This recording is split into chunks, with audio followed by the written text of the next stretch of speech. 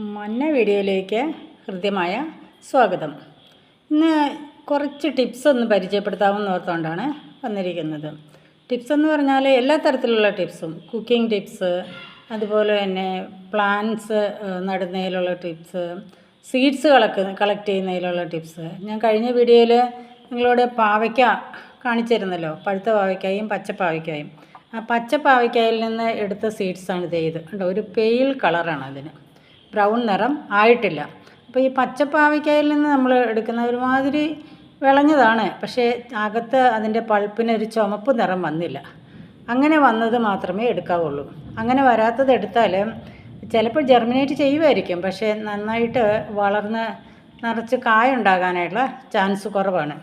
എന്നാൽ ഒരു പഴുത്ത പാവയ്ക്ക പഴുത്ത് പോയായിരുന്നല്ലോ, അത് ഞാൻ എടുത്തു. കണ്ടോ, ഇതിൻ്റെ സീഡ് നോക്കിക്കേ, നല്ല ഡാർക്ക് ബ്രൗൺ ആയിട്ടുണ്ടല്ലേ.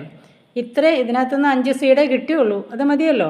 5 തൈ ഉണ്ടാകാൻ 5 സീഡ് മതിയല്ലോ. പക്ഷേ ഇതുപോലെ മെച്യൂർ ഫ്രൂട്ട്, അതായത് നന്നായിട്ട് വിളഞ്ഞ എന്തിൻ്റെ ആണെങ്കിലും, ഏത് പ്ലാന്റിൻ്റെ ആണെങ്കിലും നന്നായിട്ട് വിളഞ്ഞ് പഴുത്തതിൻ്റെ മാത്രമേ വിത്തുകൾ ഇതുപോലെ ശേഖരിക്കാൻ പാടുള്ളൂ. ഇങ്ങനെ ഈ ശേഖരിക്കുന്ന വിത്ത് കിളിർപ്പിക്കാൻ എളുപ്പമാർഗമുണ്ട്. ഇപ്പം നാളത്തേക്കെന്ന് വെച്ചാൽ ഒരു ദിവസം മുമ്പേ ഈ വിത്ത് ഇതുപോലൊരു പാത്രത്തിൽ വെള്ളത്തിലിടണം. വെള്ളത്തിലിടുക എന്ന് പറഞ്ഞാൽ ഈ സീഡ് മുഴുവനായിട്ടും വെള്ളത്തിൽ മൂടിക്കിടക്കണം.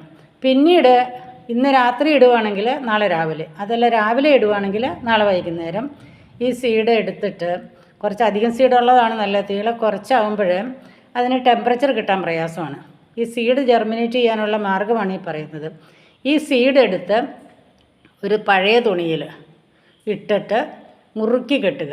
മുറുക്കി കെട്ടുന്നത് കൊണ്ട് എന്താണെന്നറിയാമോ, ഈ സീഡ്സിന് സ്വല്പം ടെമ്പറേച്ചർ കിട്ടും. ആ ടെമ്പറേച്ചറിലാണ് ഇത് ജെർമിനേറ്റ് ചെയ്യുന്നത്. അപ്പോൾ ഇതിൻ്റെ ഔട്ടർ കവറിങ്, സീഡിൻ്റെ പുറത്തെ കവറിങ് പതിയെ പൊട്ടി അകത്തു നിന്നും ഒരു സീഡ്ലിങ് പുറത്തേക്ക് വരും. സീഡിൻ്റെ പുറത്തെ കവർ പൊട്ടി അകത്തു നിന്നൊരു ചെറിയ ഇത് പുറത്തേക്ക് വരും. അതാണ് പിന്നെ ഷൂട്ടായിട്ടും റൂട്ടായിട്ടും മാറുന്നത്. അങ്ങനെ ഒരു ദിവസം കൊണ്ട് തന്നെ ഇത് പുറത്തേക്ക് വരും. ആ പിറ്റേ ദിവസം കെട്ടിവെച്ചതിൻ്റെ പിറ്റേ ദിവസം രാവിലെ തുറന്നു നോക്കുമ്പോൾ ഇതെല്ലാം സ്പ്രൗട്ട് ചെയ്തിട്ടുണ്ടായിരിക്കും. അപ്പോൾ ഈ സ്പ്രൗട്ട് ചെയ്തത് വേണം നമ്മൾ കൊണ്ടുപോയി നടാനായിട്ട്. അങ്ങനെ നടുമ്പോൾ ഒരിക്കലും പിന്നെ അത് ഫെയിലിയർ ഉണ്ടാകത്തില്ല, കാരണം ഓൾറെഡി ജെർമിനേറ്റ് ചെയ്തതാണല്ലോ. അതുകൊണ്ടാണ് ഈ സീഡ് എങ്ങനെ ജെർമിനേറ്റ് ചെയ്യുന്നതെന്ന് കാണിച്ചു തന്നത്. ഇനി വേറെ 2 ടിപ്സും കൂടി പറഞ്ഞു തരാം.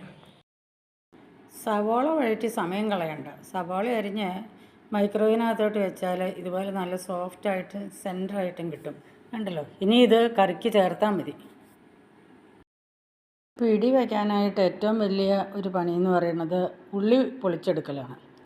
ഉള്ളി പൊളിച്ചെടുക്കാനായിട്ട് ഇരിക്കുമ്പം ചൂടുകാലമാണെങ്കിൽ ഫാൻ ഇടാൻ പറ്റത്തില്ല.